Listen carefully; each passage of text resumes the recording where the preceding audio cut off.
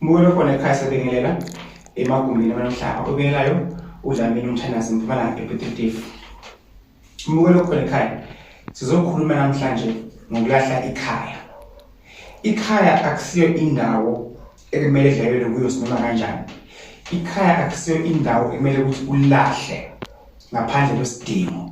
Noma isidingo sikhona, ikhaya mukelo khona ekhaya alilahlwa kahle. Ekhaya kusekhaya. Kunezimo ezike zifike kuwe empilweni yakho. Mhlawumbe seyagula.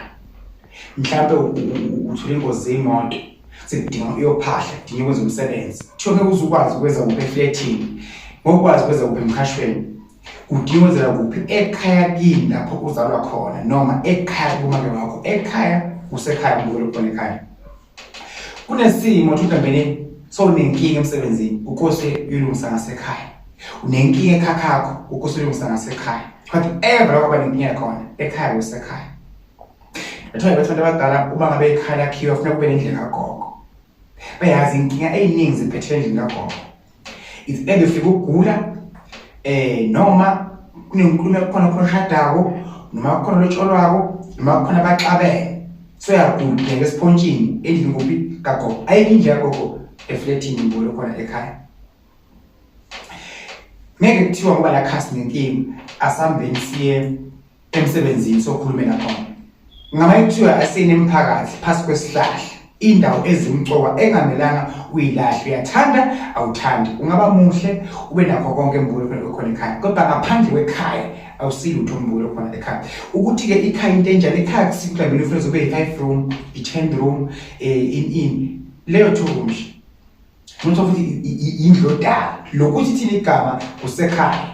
Bafowethu abaningi balimela ngaphandle. Sigijimela ubumnandi nezimoto. Labangani bethu abaphezulu sixakeke ekubeke besilungisa ini emakhaya ezizalwa khona. Kwakhe ekhaya kini ezizalwa khona.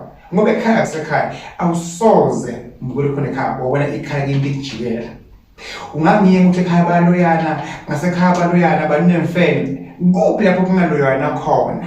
Noma ngaya kuphi inkosi yami bayaloyana ekhaya kusekhaya nganza kwethu. Noma uzoqabela intombi yakho isikujikela bethi inhlala khona efletini. Kubayela kuphi ekhaya. Noma kukhona umuzi uthi ngedrobheni naxabana ngoba ama divorce nafana bokhoti. Kubayela kuphi ekhaya. Ikhaya alithengiswa ekhaya. Uma uzothengisa umuzi, uma uthengisa ikhaya, wenze inkulu inkinga le. Ungathengisa istand not ikhaya. Ngithi kuwe mukelo khona ekhaya, uNkulunkulu akubusise, uNkulunkulu akukhanyisele, akunikeze amandla, akuphilise konke okufunako.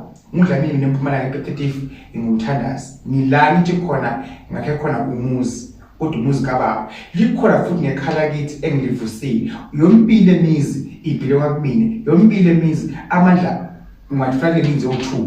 Umuzi wakubaba, umuzi ungakhele ubaba uyazithola umuntu wesilisa amakho umuzi wakhela abani bakwakhe. Uma baba kwakhe angawakhanga umuzi, nosha baba umuzi wakhile nesakhele bani mkhulu wakho. Mina ngisekhaya kaMkhulu, washo baba ngakhile. So ngihlinza kwethu uma kuthi i2 room odala, ngagama angikhulumi ukuthi abantu bakhe imizi ngenkani noma bangena mali, but ngikhuluma ukuthi ekhaya kusekhaya, ikhaya futhi awulahla, umuzi awulahla. Inkosi kubusise mukelo khona ekhaya khona ngiyethanda kakhulu. God bless.